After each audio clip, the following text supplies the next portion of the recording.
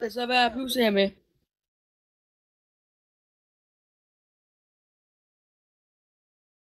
Tony, er du helt sikker?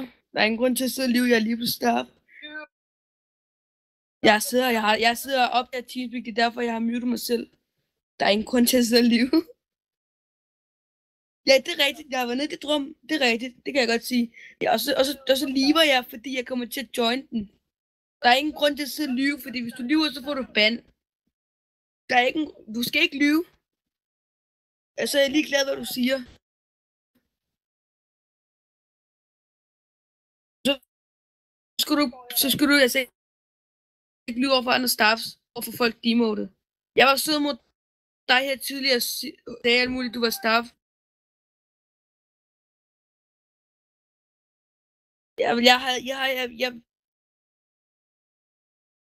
Altså, det er også ked af det, fordi jeg vil gerne have dig som staff, fordi jeg vil gerne være sammen med og være staff. Så jeg synes, du er sød som staff og alt det der. Jeg har ikke noget mod Jordan, men det kan jeg godt forstå. Det kan jeg godt forstå. Jeg skal nok snakke med Fluffy om det, okay? Med det der tech. Du vil have det. Ja, men jeg har ikke sagt en grim ord til dig. Så.